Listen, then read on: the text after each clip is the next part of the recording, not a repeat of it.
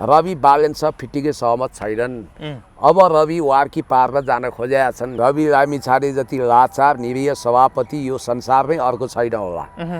उनी त बालेनका हरेक कुकर्मको राष्ट्रघाती अभिव्यक्ति, देशद्रोही अभिव्यक्ति, मूल्य वृद्धि, सुकुम्बासीमाथिको इतिहासकै सबभन्दा ठुलो अन्याय अनि गणेश नेपाली मृत्यु प्रकरण, यी सब कुरामा बालेन शाहका यो सरकारको कुकर्मका दूतको साक्षी बिरालो हुनु नि। रवि लामिछानेलाई छिटोभन्दा छिटो बालेनको कुर्सीमा पुग्न हतार छ। उनलाई बालेनको कुर्सी चाहिएको छ। बालेनलाई रविलाई अब सदाको निम्ति पन्साएर सभापतिको कुर्सी चाहिएको छ। लडाइँ यहाँनिर। रवि लामिछाने बालेन शाह थप बदनाम भएर फतक्कै कुहिएर पतन भएको हेर्न आतुर छन् भने बालेन शाह पनि रविले एकपछि अर्को गल्ती गर्दै जाउँ। रवि लामिछानेले दुर्गा प्रसादलाई आन्दोलन गरिदिनुस् भनेर बालेनको जति विरोध भयो रवि खुसी हुने बाहिर, रविको जति खुनकुत्रो उत्रियो बालेन खुसी हुने अवस्था छ। यिनीहरू त नदीका दुई किनार हुन्। स्वार्थवश यिनीहरूलाई एउटा धागोमा स्वार्थको धागोले बाँधेको, त्यसकारण यिनीहरूले देशमा सुशासन ल्याउन, विकास ल्याउनको लागि यो गरेकै होइनन्। अब हर्क साम्पाङज्यू जस्ता व्यक्ति सुकुम्बासीको होल्डिङ सेन्टरमा पानी पसेर बिचल्ली भएर गरिबहरूको, त्यहाँ सुकुम्बासीहरूको रुवाबासी मच्चेको कुराले धेरैलाई भावुक बनायो। त्यो भावुकता देख्न नसकेर हर्क साम्पाङले 50,000 ती बालबच्चालाई, त्यहाँको एकजना बच्चालाई सहयोग गरेको कुरा पनि बाहिर आयो। र त्यही सुकुम्बासीकै कुरा गर्दा सुकुम्बासी बस्तीमा त्यो डुबान परेको ठाउँमा एकजना व्यक्ति, अनाधिकृत व्यक्ति जसलाई अहिले धेरै मान्छेले भिजिलान्ते पनि भनिराखेका छन्, मैले प्रहरीलाई निर्देशन दिइसकेको छु, मैले प्रहरी लिएर आछु, तपाईँहरू यस्तो गर्नुहोस् उस्तो गर्नुहोस् भन्दै नचिनेको, राज्यले नचिनेको, कानुनले नचिनेको एकजना अनाधिकृत व्यक्ति गएर त्यहाँ निर्देशन गरेको, खटाइपटाइ गरेको कुराले निकै आलोचना भयो। वास्तवमा ती व्यक्ति हुन् चाहिँ को रहेछन्, तपाईँले चिन्नुभयो? अहिले चाहिँ विशुद्ध गुन्डा, ट्यापे, एक हिसाबले भन्दा र्यापेहरू, खरानी चमचम चम्काउँदै, घन्टी बजाउँदै, अनाधिकृत रूपमा संविधानमा कानुनले नचिनेका उल्फा कुरा गर्ने, उटपट्याङ कुरा गर्ने, हेर्दा पनि धनी बाउको बिग्रिएको छोरो जस्तो देखिने, नेपो बेबी देखिने, टप्पर टुइयाहरू, पढाइ बिग्रिएका, कलेज बङ्क गरेका, क्षमता नभएका, उपसचिव ठुलो कि सहसचिव ठुलो थाहा नभएका हुन् त। तिनका मन्त्री नै त्यस्तो छ, तिनीहरू त किन नहुनु? सुदन गुरुङको साथी भन्दा खोइ कसको साथी हो, के साथी हो? अब मन्त्रीहरूकै साथी त्यस्तो हुन्छन् भने मन्त्रीको स्तर के रहेर? यो के हो त? कानुनले नचिन्ने, विधिले नचिन्ने, यी त एउटा प्रतिनिधि पात्र हुन्। त्यस्ता मन्त्रालय विभागमा गौडामा भेटिन्छन्। तिनलाई देख्न साथ सचिवहरूको पैताला मुनिको जमिन भाँचिन्छ, सातो जान्छ। तिनलाई भेट्दा साथ प्रहरीका हाकिमहरू पनि डराउँछन्। के हो के हो? बालेन शाह र सुदनहरूबाटै पालित पोषित यी मान्छेहरूलाई प्रहरीले विवश भएर, चिन्न त चिनेको छ, विवश भएर छुट दिनु परेको छ। कानुनले नचिनेको मान्छेको आदेश पनि प्रहरीले फेरि खुरुखुरु त्यो मान्छे जसले कलेज पढाएको छ छैन थाहा छैन, उसको राजनीतिक चेतना थाहा छैन, हिजोसम्म कहाँ थियो थाहा छैन। त्यस कारणले गर्दाखेरि उता हर्क साम्पाङले गरिब दुखी रोगी असहायलाई, होल्डिङ सेल्टरमा भएकाहरूलाई गएर बिचरा त्यो पानीमा डुबेको त्यो बाबु, किर्तिपुरको होल्डिङ सेन्टरमा बिजोग भएका मान्छेलाई मद्दत गरिरहनु भएको छ। काठे दुम्लिङमा तुइन विस्थापित गरेर उहाँले तपाईँको झोलुङ्गे पुल बनाउनु भएको छ। उता भीमपाल साम्पाङको साह्रै मन चाहिँ भावुक है, गरिब देख्नै नसक्ने। हर्क साम्पाङको कट्टर आलोचक तपाईँ उपाध्यायज्यू, तपाईँ सरकारी तेल बेसारले कपाल पकाउनु भयो, बोलाउनु भयो। ग्रिन टी उहाँले खाए पनि तपाईँ बियर देख्नुहुन्छ। त्यति मात्रै होइन, तपाईँको आफ्नै सर्वोच्च अदालतमा विचाराधीन रहेको भ्रष्टाचारको मुद्दाको चिन्ता गर्नुहोस्। हर्क साम्पाङको किन चिन्ता गर्नुहुन्छ? मैले अलिकति यो तपाईँले भने ती भिजिलान्ते मान्छेहरूको बारेमा चर्चा गर्दैछु। त्यो त एउटा मिडियामा देखिएको प्रतिनिधि पात्र हो। संविधान, सरकार, कानुन, संविधान वा कानुनले नचिनेको अनाधिकृत व्यक्तिहरू गौडामा छन्। तपाईँलाई ती नयाँ बिचौलिया हुन्, ती नयाँ धन्दा सेट हुन्। त्यस्तो भूमिगत गिरोहले नै सरकारको पतन गराउने हो। त्यसकारण बालेन सरकारले अराजक तन्त्रलाई मलजल गरेको छ। खबरदार राजगुण्डाहरू, तिमीहरूलाई जनताले चिनेका छन्, तिमीहरूको कानुनी एक हिसाब किताब हुन्छ। अब मलाई लाग्छ हेर्नुहोस्, यो अति असह्य भयो। गरिबी, महँगी, भ्रष्टाचार व्यापक छ। सरकारको अर्थमन्त्री नै भन्छन् दुबई र सिङ्गापुरमा यहाँको रकम, कमिसनको रकम उर्तीपूर्ति भएर पार्किङ हुँदो रहेछ, त्यो पैसा लगेर चाहिँ तपाईँको अस्ट्रेलियामा घर जग्गामा लगानी हुँदो रहेछ भन्छन्। अनि अस्ट्रेलियामा हाउसिङमा, रियल इस्टेटमा लगानी गर्ने धेरै जसो नेपाली रहेछन् अनि उनीहरू 7औं नम्बरमा रहेछन् भन्छन्। शेष घलेलाई अब व्यापार गर्न अप्ठ्यारो भयो अस्ट्रेलियामा। उनको लगानी छ। भोलि त्यहाँ तिमीहरूको अर्थमन्त्रीले त तिमीहरू कालो धन लिएर आउँदा रहेछौ भनेर भनिदियो भने उनको सम्पत्ति सिज गरिदियो भने के गर्ने? अनि अहिलेको अवस्था हेर्दाखेरि चाहिँ यो सरकार टोटल फेलियरतिर जान खोजेको देखिन्छ। जस्तो अब आज एका बिहानै आज कान्तिपुर अनलाइन खबर लगायत ठुला मिडियाहरूको अगाडि शङ्कास्पद गाडी रोकिएको कुराले तहल्का पिट्यो, सनसनी मचियो। के कारणले त्यो गाडी राख्यो भनेर चाहिँ छानबिन पनि सुरु भइसकिया छ भनेको छ। तपाईँको विचारमा के हुनसक्छ त्यसरी एकाएक ठुला मिडियाहरूको अगाडि अनाधिकृत गाडीहरू, शङ्कास्पद गाडीहरू रोकिनुको रहस्य के हुनसक्छ? मेरो विचारमा तर्साएको हुनुपर्छ। कसलाई तर्साएको? होइन, कान्तिपुर अनलाइन खबरहरूले एक हदसम्म विवेक प्रयोग गरे, सरकारकोले लुकाएका सूचनाहरू बाहिर ल्याए, उनीहरूको भण्डाफोर गरे भनेर यिनीहरू आतङ्कित भएर यिनीहरू सरकारकै तर्फबाट राखेको हुनसक्छ। हुनसक्छ नि, किन हुन सक्दैन?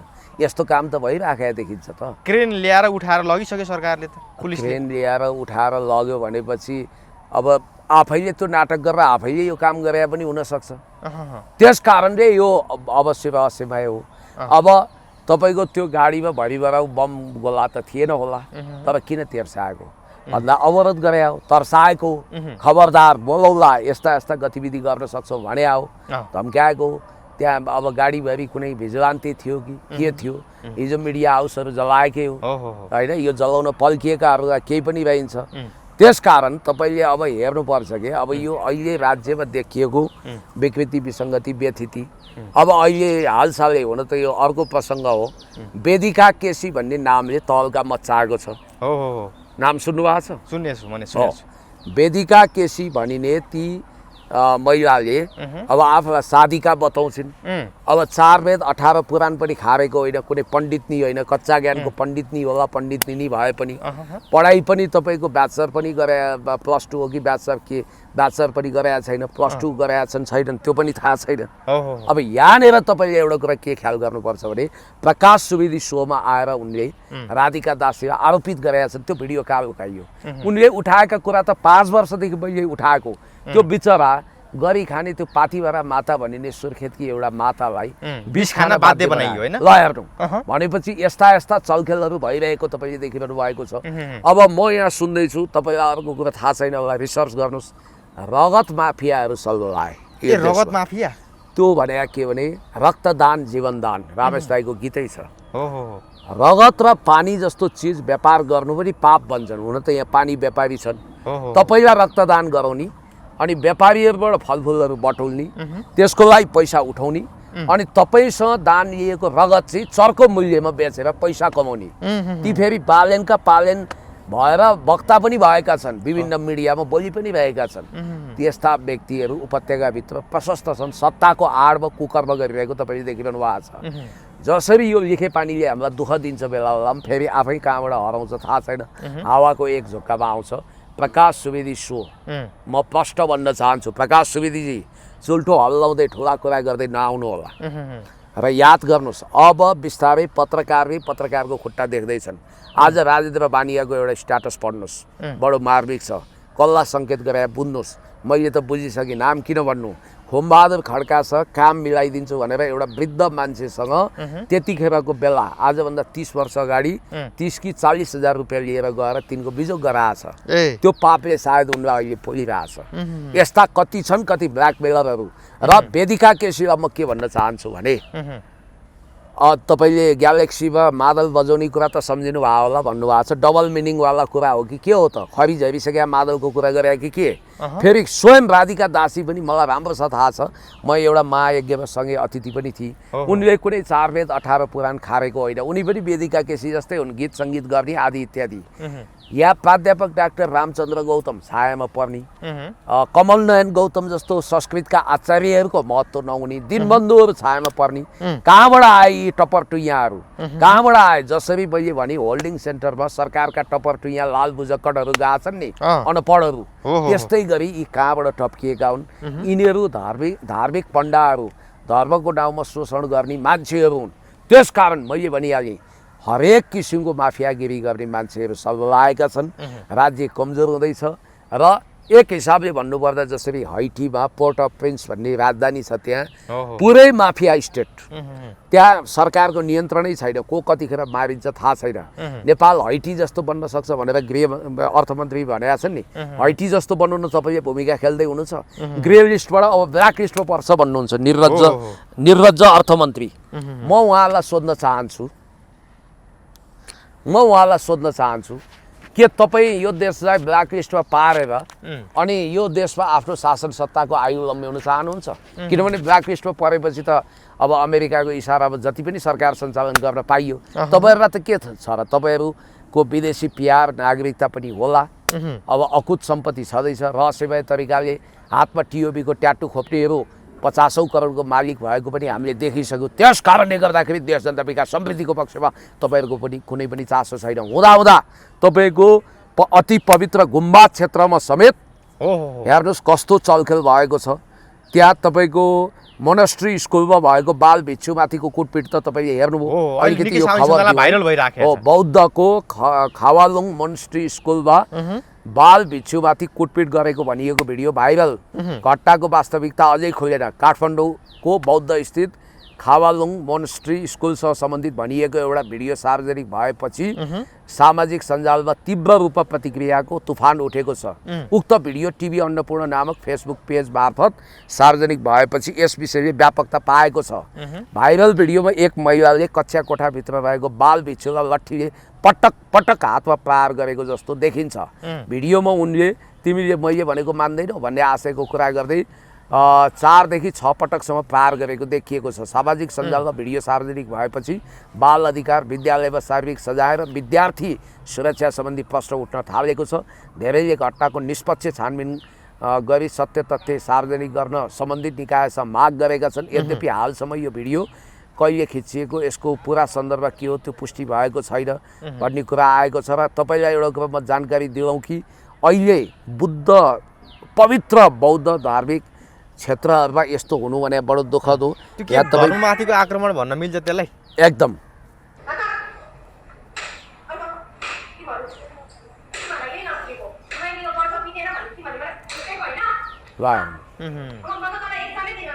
यस्तो बिजोग छ भनेपछि आज देश कहाँ पुग्दैछ? चौतर्फी निराशा, गरिबी, महँगी, भ्रष्टाचार। यो हिसाबले हेर्दा त हेर्नुहोस्, यो दुर्गा प्रसादी आँधी तुफान ल्याउँछु भन्छन्, दुर्गाले त के सक्लान्, तर जनता आफै आँधी तुफान ल्याउन सडकमा आउन सक्छन्। म तपाईँलाई यो कुरा भन्छु। अर्को कुरो, देशमा धर्म नाश भएर गयो, परम्परा नाश भयो। तपाईँलाई एउटा कुरा भन्नु, असीम शाह नेतृत्वको संविधान संशोधन सम्बन्धी कार्यदलले दिपेन्द्र झाको नेतृत्वमा गणतन्त्र, संघीयता, धर्मनिरपेक्षता अपरिवर्तनीय भनेर डिक्लेयर गरिदियो है। हिजो न्युजहरू आएको छ। भनेपछि के को लागि संविधान संशोधन गर्दैछन्, के गर्दैछन्, यिनको मकसद के हो, यिनको लय प्रयोग कहाँ छ? यिनीहरू त काशी जाने कुट्टीको बाटो हिँड्दैछन्, यिनीहरूलाई जनताको मतलबै छैन। हामी यस्तै त हो नि ब्रो शैलीमा रमाइरहेछन्। हर्क साम्पाङलाई दोष दिने, एमालेलाई दोष दिने, अनि निर्लज्ज गृहमन्त्री गोहीको आँसु चुहाएर तपाईँ देख्न सक्नुहुन्छ। यो त विपक्षीको कारण हो भन्छ। म भन्छु सुनिता डङ्गलको एउटै कमजोरी केही हो भने बालेन शाहले ह्यान्डल लक गर्ने र चर्को जरिवाना तिराउने जुन नियम लगाए त्यो नियम चेन्ज गर्न नसक्नु चाहिँ उनको कमजोरी होला। होइन भने स्थानीय सरकार कसको थियो हिजो, त्यसैको निरन्तरता होइन। अनि स्थानीय सरकारको यो नियम चेन्ज हुनुपर्छ भनेर बालेन शाहले भनेनन्। उल्टै यो अहिले चाहिँ तपाईँको अझ कडा जरिवाना 50,000 लाखसम्म युनि, अझ महावीर पुन नेपाली त खत्तमै हो, त्यसलाई त अझ सजाय दिनुपर्छ, अझ 50,000 गर्नुपर्छ भन्दै थिए। स्याबास गणेश नेपालीज्यू, तपाईँ शहीद भएर यो कथित ट्राफिक नियम खारेज गराउन तपाईँले आफ्नो बलिदान दिनुभयो। अब सायद यो ट्राफिक नियम लागू हुँदैन, यो बलिदानी खेर जाँदैन र म यही भन्छु। हिजो रवि लामिछाने र बालेन शाहको 4 घण्टाभन्दा लामो भेटघाट भयो। त्यो भेटघाटको क्रममा रवि लामिछानेले बालेन शाहलाई केरकार गरेको सचिवालयका व्यक्तिहरू परिवर्तन गर्नेदेखि मन्त्री नै हेरफेर गर्न सम्मको चेतावनी दिएको र एकछिन चाहिँ बालेन शाह र रवि लामिछानेको त्यो भेटमा चर्का चर्की नै परेको भन्ने कुरा बाहिरिएको छ। योभन्दा अघिल्लोचोटि रवि लामिछाने बालेन शाहलाई भेट्नको लागि बालुवाटार जाँदाखेरिमा बालेन शाहले रवि लामिछानेलाई भेट दिएका थिएनन्। तर हिजो भने बालेन शाह आफै रवि लामिछानेलाई भेट्न रवि लामिछानेकै घर गयो। त्यसपछि अहिले निकै बहस सिर्जना भइराखेको छ। के हो यो भेटघाटको रहस्य भनिरहेको छ, तपाईँले कसरी लिनुभएको छ यो दुईजनाको भेटघाटलाई? अब तपाईँलाई राम्रोसँग थाहा छ कि बुढा नीलकण्ठको पावर फेरि बुढा नीलकण्ठमा सर्यो है। बुढा नीलकण्ठमा त्यहाँ बुढा नीलकण्ठ बाबा देउताको मूर्ति पनि छ, जसको दर्शन गर्न चाहिँ हुँदैन। बालेन शाह त्यही दर्शन गर्न गए। राजाहरूले बुढा नीलकण्ठ भगवानको दर्शन गर्दैनथे। उनी राजा बुढा नीलकण्ठमा अब फेरि यी राजा गाडी साडी लिएर दर्शन गर्न गए। अब पक्कै केही अनिष्ट हुन्छ भनेर कतिपयले अन्धविश्वास राखिरहेको पाक्छ त्यहाँ गएपछि। अब बुढा नीलकण्ठको पावर बुढा नीलकण्ठमै सिफ्ट भयो। किन भनेको भने हिजो देउबाको पावर थियो, आज त्यो पावर चाहिँ प्याराडाइम सिफ्ट भएर रवि लामिछानेमा गएको। नेपालमा केही परिवर्तन भएको छैन। उही पात्र अनुहार हेर्दा झिल्के दुई दारी, तर प्रवृत्ति ठ्याक्कै उस्ता उस्तै पुरानै प्रवृत्तिमा तब्दिल भएका छन्। अब कुरा गरौँ हिजोको सन्दर्भ। खास गरी एकाध महिना यता रवि लामिछाने र बालेन शाहको बिचमा पुरै खिचडी पाकिरहेको थियो। आइस ब्रेक हुनै सकेको थिएन। अहिले आइस ब्रेक भयो भनेर कतिपयले रुन्चे हाँसो हाँसेको पनि देखियो। तर हिजोको भेटघाटपछि उनीहरू बिचको तिक्तता, उनीहरूको बिचको रिक्तता, उनीहरूको बिचको गाड खोराको भुँडी फोराफोर भडास उतार्ने र बालको खाल उतार्ने प्रक्रिया अझ सघन भएर आकाशिएको महसुस हुन्छ। समस्या समाधान उन्मुख भयो कि झनै अझ बल्झियो, अझ अल्झियो, अझै तिक्तता बढ्यो। अझ यिनीहरूको बिचमा पहिला मतभेद थियो, अब मनभेद नै भयो। अब म यसको गाठी कुरा गर्छु। रवि लामिछानेलाई छिटोभन्दा छिटो बालेनको कुर्सीमा पुग्न हतार छ। उनलाई बालेनको कुर्सी चाहिएको छ। बालेनलाई रविलाई अब सदाको निम्ति पन्साएर सभापतिको कुर्सी चाहिएको छ। लडाइँ यहाँनिर यिनीहरूको गाठी लडाइँ भनेको देश जनता विकास समृद्धिको पक्षमा होइन, जनतालाई खुसहालीमा राखौँ, देशमा समृद्धि ल्याउँ, गरिबहरूलाई उत्थान गरौँ, देशको आर्थिक अवस्था कायाकल्प गरौँ भन्ने होइन। शुद्ध रूपमा यो कुर्सीको लडाइँ हो। त्यसको लागि यिनीहरूले एक अर्काको गाड कोराको भुँडी फोराफोर भडास उतार्ने, बालको खाल उतार्ने मानौँ अस्वस्थ किसिमको मल्ल युद्ध नै सुरु भएको छ। अब त्यहाँ मिडियामा आएको अनलाइन खबर लगायतका सोसियल मिडियाहरूमा आएको न्युज अनुसार 4-5वटा बुदामा रविले चर्काचर्की गरे, बालेनले 3-4वटा कुरामा रवि लामिछानेलाई व्याख्याक्ति गरे। छलफल भयो भनौँ न। होइन, चर्काचर्की नै हो। किनभने तपाईँलाई थाहा छ रवि लामिछाने बालेन शाह थप बदनाम भएर फतक्कै कुहिएर पतन भएको हेर्न आतुर छन् भने बालेन शाह पनि रविले एकपछि अर्को गल्ती गर्दै जाउँ, खास गरी कथित नीतिगत निर्देशन दिने तहमा पुगुन्। त्यसपछि अलरेडी अब के छ र, जेनेभाको स्विजरल्यान्डको राजधानी जेनेभामा रवि लामिछानेले नक्को कारागार तोडेको प्रतिवेदन सहितको तपाईँको कुख्यात रिपोर्ट पुगेकै छ। मानवाधिकार उल्लङ्घनकर्ताको रूपमा राजधानीको मुद्दा जहिले बिउताए पनि हुन्छ, ठिक्क छ, विचाराधीन छ। रवि लामिछानेले राजधानी दुरुपयोग गरेको अनि जिल्ला अदालतले सङ्गठित अपराध र सम्पत्ति शुद्धिकरणको मुद्दा फिर्ता लिए पनि उच्च वा सर्वोच्चबाट उल्ट्याउन सक्ने अधिकार छँदैछ। उनले चमत्कार गरिदिन सक्छन्। त्यसको कारणले हमेसाको निम्ति सभापतिलाई नै निर्देशन दिँदा आफै सभापतिको कुर्सीमा बस्ने सम्भावनातिर पनि उनले हेरिरहेका छन्। अब यिनीहरूलाई देशको चासो छैन। अब रविले के चासो राखे रे भने पहिलो कुरो त तपाईँहरू सुकुम्बासीप्रति यति निर्दयी किन हुनुभयो भने रे। अरे भाइ, हिजो छाती तेर्साउँछु भन्ने तपाईँ नै लापत्ता हुनुहुन्छ। यो त सब बालेनलाई जनताको बिचमा नङ्ग्याएर आफू लोकप्रिय भएर अब सुकुम्बासीको मसिया म बन्छु, अब देशमा भएको व्यतिथि विकृति म हटाउँछु, बालेन असफल भयो भन्ने म्यासेज दिन खोज्या त हो। त्यो भन्दा अहिले धेरै मान्छेले चाहिँ के भन्दैछन् भने बालेन शाह एउटा लगाम बिनाको घोडा जस्तो भएको थियो, त्यो घोडालाई नथी लगाउने मान्छे चाहिएको थियो। रविले अब बालेन शाहलाई नथी लगाए, बल्ल चाहिँ अब राजनीतिले सन्तुलन लियो। रविले काट थाप्छु भन्नेको अर्थ बल्ल चाहिँ अब खुल्न थाल्यो भनिराखेका छन् क्या मान्छेहरू। भाइ, रवि लामिछाने जति लाचार निरीह सभापति यो संसारमै अर्को छैन होला। उनी त बालेनका हरेक कुकर्मको राष्ट्रघाती अभिव्यक्ति, देशद्रोही अभिव्यक्ति, मूल्य वृद्धि, सुकुम्बासी माथिको इतिहासकै सबभन्दा ठुलो अन्याय अनि गणेश नेपाली मृत्यु प्रकरण यी सब कुरामा बालेन शाहका यो सरकारको कुकर्मका दूतको साक्षी बिरालो हुन् उनी त निरीह छन्। यस्तो सभापति यस्तो पार्टी नेतृत्व जसले हिजो प्रेम प्रसाद मर्दा बरु लाजगालले गएको आँसु चुहाए, अहिले त त्यही ग्रासिरिन पनि सिद्धिएछ, भिक्स पनि सिद्धिएछ, उनले त्यो ढङ्गको नक्कली आँसु क्रोकोडाइल टियर भन्छ गएको आँसु पनि चुहाउन सकेनन्। आजसम्म रवि लामिछानेले मुख खोल्न सकेका छैनन्। यिनमा झन् मानवीय संवेदना उस्तै हो, उस्तै निखरिएका मान्छे हुन्। आफ्नो छोरीलाई मौकामा बोल्ने हो नि, मौकामा बोल्ने हो। राजनीति गर्ने मान्छेले त मौकाको खेल खेल्ने हो। अनि कहिले बोल्ने मौका भने अहिले होइन मौका। अनि गणेश नेपालीको विषयमा सार्वजनिक रूपमा स्टेटमेन्ट दिनु पर्दैन, बोल्नु पर्दैन। स्टेटमेन्ट दिन थालिसकेपछि त अरूले जस्तै राजनीति फोरी खेल खेलेको ठहर, फोरी खेल हुन्छ। राजनीतिक रोटी सेकेको भन्ने ठहर छ नि यसलाई त। कहाँ हुन्छ श्रद्धाञ्जली दिने कुरा राजनीतिक रोटी सेकेको हुन्छ। उनी र उनको र अहिले त्यो एउटा सुनार छ नि खगेन्द्र सुनार, के फरक भयो र? रवि लामिछाने र खगेन्द्र सुनार उस्तै त हुन्, उस्तै निरीह, केही गर्न सक्ने होइन। बालेनको अगाडि लाचार, गरुडको अगाडि सर्प जस्तो। अब म तपाईँलाई भन्छु, रवि लामिछानेले सुकुम्बासीको कुरा उठाए, तर सुकुम्बासीको कुरा उठाउने रवि लामिछानेले त्यो डोजर रोक्न सक्थे नि, हिम्मतिलो सभापति भइदिया भए डोजरको चाबी खोस्न सक्थे, छाती तेर्साउन सक्थे। लो हर्क साम्पाङ जस्तो हिरो बदलमा चटाइमा गुद्रीमा बसेर देश जनता विकास समृद्धिको पक्षमा खटिएको गरिबहरूलाई अहिले लगेर 50,000 पनि उनले सहयोग गरेका छन्। त्यस्तो महान व्यक्तिले छाती तेर्साएको भए बरु डोजर कुदाउँथे। कमसेकम रविले जहाँ डोजर पुग्छ त्यहाँ छाती तेर्साएको भए डोजर फिर्ता हुन्थ्यो कि हुँदैन? हो, उनले काम गरेनन्। त्यो त सुदन गुरुङको जस्तै गएको आँसु हो। भत्किने बिग्रिने बेलामा त्यो सब हुन दिने, पछि चाहिँ ठुला मिडियाबाजी गर्ने, अटेन्सन सिकर, मिडिया ट्रायल गर्ने यी मान्छेहरू हुन्। यिनबाट केही लछारपाटो लाग्दैन, पहिलो कुरो। दोस्रो, उनले के उठाए अरे भने अब स्वर्णिम वाग्लेको चित्त दुखेको छ। अब यो तपाईँले चाहिँ गएर के अरे एफएनसीसीआई लगायत व्यापारिक प्रतिनिधिहरूसँग भेट्नु भएछ।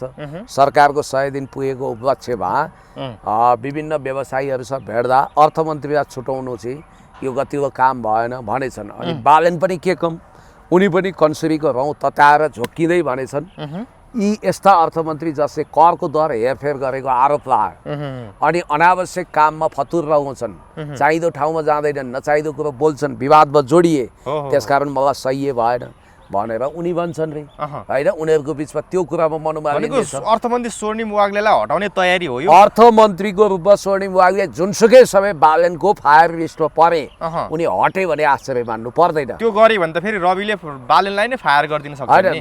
कहाँ सक्छ? तपाईको अस्ति नियम बनाइसकेको छ त, त्यो नियम पालनै हुँदैन। त्यो नियम अलिकति पनि कार्यान्वयन गर्न खोजे भने तपाईको यो रवि लामिछानेको ठेगाना चाहिँ सेन्ट्रल जेल हुन्छ। फेरि बालेन त्यति प्रतिशोधमा जान्छ नि। यो हिजो त्यो बालेन शाह बुढा नीलकण्ठ जानुको रहस्य पनि त बालेन शाह भन्दा अहिले त रवि लामिछाने पावरफुल भएको भन्ने संकेत होला। एउटा कुरा के हो भने बालुवाटारै गइहाल्थे नि। अब बालुवाटारमा नबोला होला नि त, बालुवाटारमा नबोला आएको होला। यो कुरा तपाईँले थाहा पाउनुहोस्। रविलाई बालुवाटारमा नो एन्ट्री जोन बनायो होला। No no no no no no no no no no no no no no no no no entry भन्ने त गीत तपाईँले सुन्नु भएको छ होइन? अब यहाँनिर एउटा कुरा के ख्याल गर्नुहोस् भने स्वर्णिम वाग्लेलाई बदलले राम्रो हुन्छ। अब त्योभन्दा गतिलो अर्थमन्त्री आउँछ आउँदैन थाहा छैन। त्योभन्दा गएको जुरेको आयो भने झनै बर्बाद हुन्छ। तर अहिलेको लागि स्वर्णिम वाग्ले वर्स्ट फाइनेन्स मिनिस्टर हो। अब अर्को कुरो म तपाईँलाई बताइदिन्छु। उनको अर्को सरकार के अरे भने नि गोकर्ण भाइ, के अरे रवि लामिछानेको अब फ्री तिब्बतको गतिविधि चर्क्यो, दलाई लामाको जन्मोत्सव मनाइयो। ए बाबा, यो रोक्न सक्ने ठाउँमा तपाईँ हुनुहुन्थ्यो। तपाईँकै परराष्ट्र मन्त्री होइन, तपाईँको प्यारो शिशिर खनाल। अब अहिले शिशिर त बालेन क्याम्पमा गयो के अरे। अब तपाईँ हेरै हुनुहुन्छ। दलाई लामाको जन्मोत्सव नेपालमा मनाउनु हुँदैन। यो एक चीन नीति विरुद्ध हुन्छ, यो असंलग्न परराष्ट्र नीति र पञ्चशीलता विरुद्ध हुन्छ। मित्रराष्ट्र चीनलाई चिनाउनु हुँदैन भनेर तपाईँले शिशिर खनाल मार्फत त्यो गतिविधि रोक्न किन सक्नु भएन? सुदन गुरुङलाई किन तपाईँले भन्न सक्नु भएन? अहिले आएर सबै गतिविधि हुन दिने अनि अहिले बालेनको विरोध गर्ने ठाउँमा मात्रै गौडा ढुकेर बस्ने। अनि अर्को उहाँले कहाँ टाङ अडाउनु भयो अरे भने गणेश नेपाली प्रकरणमा जनता बाहिर आए, हामी विरुद्ध नि यहाँ ठुलो आन्दोलन हुनसक्छ, सञ्जालदेखि सडकसम्म पुग्यो, अब हामी कसरी निस्तेज सुरक्षित भयौँ भन्दा तपाईँकै मान्छे तल आउनुहोस्, तपाईँकै मान्छेले मेरो विरोध गरिरहेछन्, म प्रधानमन्त्री भएको देखिसकेका छैनन्, तिनीलाई अनुशासनको कारवाही गर्ने कि नगर्ने भनेरै अमरेश कुमार सिंह लगायत 6-7 जनाको नामै लिएछन्। अनुशासनको कारवाही तुरन्त गर्नु, क्रान्ति सिका धिताललाई गर्नु, रमेश प्रसाईलाई गर्नु भनेर भनेछन्। अब रविले चाहिँ ठिकै छ म हेरौँला के भनेर टकटकिए। यो त बाहिर आएको कुरा हो। गुप्त रूपमा मैले पाएको सूचना अनुसार डिप स्टेटको निर्देशन अनुसार रामचन्द्र पौडेललाई राष्ट्रपतिको कुर्सीबाट हटाएर डाक्टर बाबुराम भट्टराईलाई ल्याउने अन्तिम चाँजो पाँजो छ अरे। त्यो तयारी भइसकेको छ? त्यो सुनिन्छ। हिजोको छलफलमा रवि र बालेनको बीचको छलफलमा यही सहमति भयो। त्यो कुरा बाहिर आएन, हेर्नुहोस् है। त्यो कुरा बाहिर नआएपछि अब यहाँनिर अर्को कुरा के छ भने त्यो बाहेक तपाईँको उनीहरूको बिचमा मनोमालिन्य भएको विषय मन्त्री हेरफेर गर्ने कुरा हो। रविलाई उनले खडा भनेका छन्, तपाईँले सूची बुझाउनु पर्दैन, म बनाउँछु मन्त्री भनेका छन्। अब भूपदेव शाहको कुरा आएछ, भूपदेव शाहले विपिन आचार्यलाई समर्थन गरे र रविको मान्छेलाई समर्थन गरे हुनाले त्यो कुमार व्यञ्जनकार भनिने कुमार बेन आगो छन् रे, केन्द्रीय सदस्य पनि नबनाउने मुडमा रहेछन्। त्यो कुरामा उनीहरूको चर्काचर्की, रवि चाहिँ भूपदेवलाई आफ्नो बनाउन सकिन्छ भनेर महामन्त्री बनाउनु पर्यो भनिरहेछन्। उनीहरू चाहिँ अब सुदीप ढकाल भन्ने अब सायद यो उसको छोरा चन्द्र ढकालको छोरालाई महामन्त्री बनाउने मुडमा छन् भन्ने बित्तिकै अब कैलाश सिरैयाको छोरालाई महानगर प्रमुख बनाउने मुडमा छन् रे बालेन। अब यस्ता यस्ता कुरा सुनिन्छ भनेपछि यिनीहरूको बिचको लडाइँ पेचिलो भएर गयो हगि। रवि बालेनसँग फिटिकै सहमत छैनन्। अब रवि वार्की पारमा जान खोजेका छन्। अब बालेनलाई हटाएर रवि लामिछानेले कुर्सी हत्याउन खोजेका छ। अब यो चलखेल त देख्नुहुन्छ तपाईँले। हिजो दुर्गा प्रसाईकै प्रसङ्ग हेरौँ। दुर्गा प्रसाईलाई त बोल्नै नदिकन एयरपोर्टबाटै पक्राउ गरेर घरमा लगेर छोडिदियो। उनलाई कराप ज्याप बनाएर एयरपोर्टमा पुलिसहरूले पहिला त उनी गिरफ्तार भयो भन्ने समाचार आयो। त्यो गिरफ्तार होइन, उनलाई चाहिँ त्यहाँ बोल्ला भनेर सरकार भयभीत आतङ्कित भएर उनलाई चट्ट लगेर उनको घरमा राखिदिए। दुर्गा पनि के कम। दुर्गा प्रसाई आक्रोशित हुँदै घर गएर भने दसैँसम्म यो सरकार टिकाएर देखाऊ, दसैँपछि हेरौँला तिमीहरूको के हालत हुन्छ भनेर चेतावनी दिए दुर्गा प्रसाईले बालेन शाहलाई। त्यो दुर्गा प्रसाईलाई एकाएक यस्तो हिम्मत मिल्नुको रहस्य के हो? अहिले पर्दा पछाडि के छ? अब यस्तो छ, एकातिर ओजराज लोहनी लगायतका ज्योतिषीहरू यही साउन 26 गते नेपालमा भयानक ठुलो परिवर्तन हुन्छ, अर्थात् बालेन तन्त्र जान्छ, रवि लामिछानेहरू खरानी हुन्छन् भन्ने आशयको भविष्यवाणी गर्दैछन्। अर्कोतिर दुर्गाले दसैँको भाका हालेका छन्। अर्कोतिर रवि लामिछाने अभिनय त कवि नै, दसैँ त म जसरी पनि प्रधानमन्त्रीको बालुवाटारमै बिताउँछु, भन भाइ हो देउसी रे, प्रधानमन्त्रीज्यू भन्ने सुन्न तिहारताका उनको कान टट्याउने छ। त्यसकारण अब अहिले यो मौका चुकाउनु हुँदैन। सरकार धेरै बदनाम भइसक्यो, डोजर आतङ्क मच्यो। अब रविले त्यहाँ चाहिँ सुकुम्बासी बस्तीमा बिजोग भयो, यहाँ भयो उहाँ भयो, मानवीय संवेदना गुमायो भन्ने कुरा गरेछ। अब बालेन पनि के कम, तपाईँ पनि अब ठुला कुरा गर्नुहुन्थ्यो, छाती थाप्छु भन्नुहुन्थ्यो। तपाईँ चाहिँ यो समस्यालाई भड्काउने, समस्या समाधान हुन नदिने भनेर हप्काइ दप्काइ गरेछ। समस्या समाधान गर्न सहयोग गर्नुहोस् भन्ने चाहिँ बालेन शाहले रवि लामिछानेलाई। त्यो बाहिर आएको सहयोग गर्नु भनेर भित्र त अर्कै कुरा छ, भित्र अर्कै हो। फेरि अर्को कुरा के छ भने अब यिनीहरू कलाकार हुन्, यिनीहरू अब सङ्गीतकार, कलाकार, गायकहरू होइन, विभिन्न फिल्डका मान्छे हुन्, ऱ्याप हान्ने मान्छे हुन्, अभिनय गर्ने मान्छे। यिनीहरूको बिचमा मोडलहरूको विषयमा कुरा चल्यो होला। अहिले सबभन्दा राम्रो सुपर मोडल को हो भन्ने कुरा भयो होला। त्यस्तो कुरा नि गर्ला नि त, किन गर्दैन? गर्न सक्छन् नि, गर्न सक्छन्। यस्तै कुरो त गर्ने हो उनीहरूले। उनीहरूलाई राजनीतिक बहस गर्नै आउँदैन। यो देशको प्रधानमन्त्री वा पार्टी सभापति भइखाएको रवि लामिछानेसँग राजनीतिक चेतनै छैन, ज्ञानै छैन, विवेकै छैन। उनीहरू बहसै गर्न सक्दैनन्। यस्तो अवस्था पुगे बेलामा केटीको तरुनीको कुरा गरेर बस्लान् त प्रधानमन्त्रीले। तरुनीको भनिन के, मोडलको के छ, कुन हिरोनी चलेको, कुन हिरो चलेको, कुन फिल्म चल्यो, यस्तै गरेर बित्यो होला उनीहरूको 1-1.5 घन्टा भन्ने मलाई लाग्छ। 4 घन्टा नत्र बालेन जम्मा 20 मिनट बोल्ने मान्छे हुन्, रवि पनि बोलेर थाकिहाल्छन्। अब बिचमा सल्लाहकारले यसो मिसकल गर्ने हुन्। त्यसकारण खैर अब अहिले मार्केटमा चलेको हल्ला गलत होइन भने रवि लामिछानेले दुर्गा प्रसाई गुहारेका छन् रे गुप्त रूपमा। ए हो र? हो, तपाईँले आन्दोलन गरिदिनुहोस् मलाई सजिलो हुन्छ भनेर। ए रवि लामिछानेले दुर्गा प्रसाईलाई आन्दोलन गरिदिनुहोस् भनेर बालेनको जति विरोध भयो रवि खुसी हुने बाहिर, रविको जति खुनकुत्रो उत्रियो बालेन खुसी हुने अवस्था छ। यिनीहरू त नदीका दुई किनार हुन्, स्वार्थवश यिनीहरूलाई एउटा धागोमा स्वार्थको धागोले बाँधेको, त्यसकारण यिनीहरूले देशमा सुशासन ल्याउन विकास ल्याउनको लागि यो गरेकै होइनन्। एक हिसाबले रविलाई फाइदा चाहिँ के? दुर्गा प्रसाईले आन्दोलन गरिदिएपछि रवि लामिछानेलाई फाइदा के? फाइदा लटरी नि लटरी। कसरी भने उनी बालेन जसरी पनि हट्नुपर्छ भन्नेमा गइसके, प्रधानमन्त्री बन्न दाम्लो चुडा लिएर लागेका छन् रवि। हो, अहिले बालेन शाहलाई भित्री रूपमा गगन थापाले टेको पुडो नदिने हो भने राष्ट्रिय अन्तर्राष्ट्रिय रूपमा उनी झन् कमजोर हुन्छन्।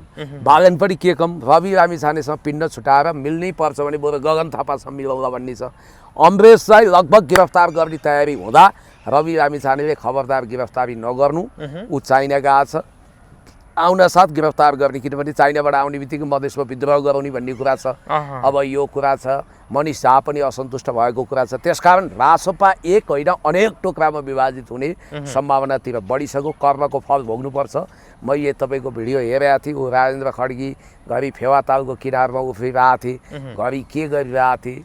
अब अस्ति कुरा पनि भयो मेरो, होइन, भेटौँला पनि। अब म यति कुरो भन्छु कि रविको चेतना भनेको अथवा रासपावालाको चेतना राजेन्द्र खड्गीभन्दा पनि 10 गुणा तल छ। राजेन्द्र खड्गीले कमसेकम जनता बर्बाद होस्, देश बर्बाद होस् त भन्दैनन् नि। त्यसकारण उनी खरानी बनाएर आएको त होइन।